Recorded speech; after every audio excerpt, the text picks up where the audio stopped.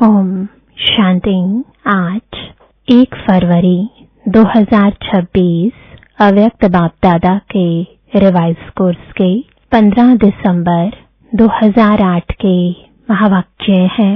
एक राज्य, एक धर्म, लॉ एंड ऑर्डर की स्थापना के समय स्वयं का परिवर्तन कर विश्व परिवर्तक बनो। मुख्य पॉइंट्स।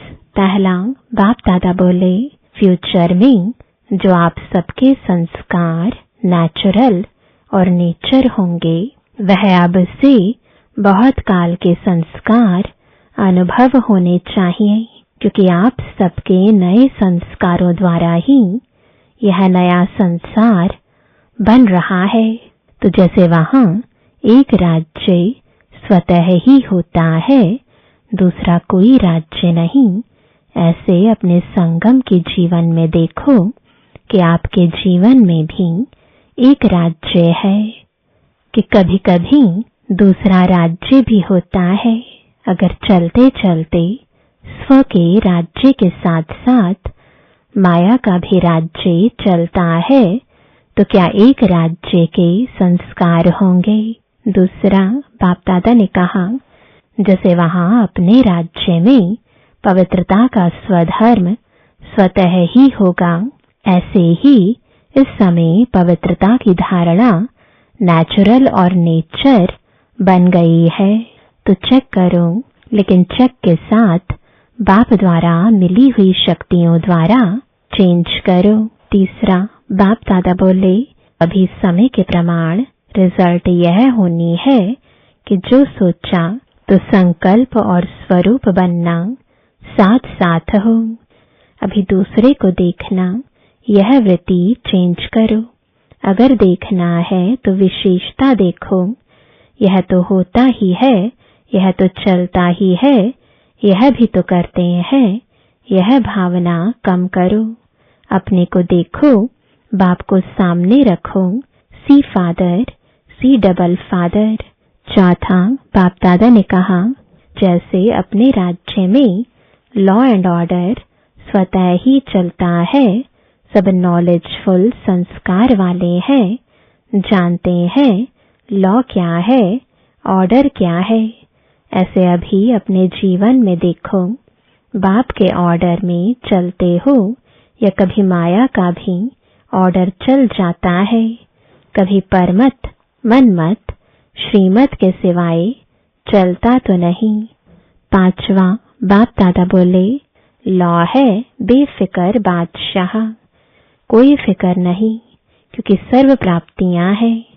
ऐसे ही चेक करो, संगम के श्रेष्ठ जन्म में भी सर्व प्राप्तियां हैं, वर्षा भी है, अधिकार भी है और प्रसाद भी है। तो चेक करो, लॉ और ऑर्डर दोनों में संपन्न है।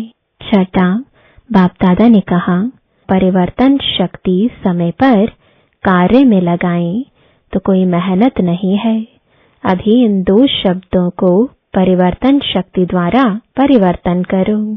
जब भी मैं शब्द बोलो तो मैं फलानी या फलाना या ब्राह्मण तो हूँ, लेकिन मैं कौन?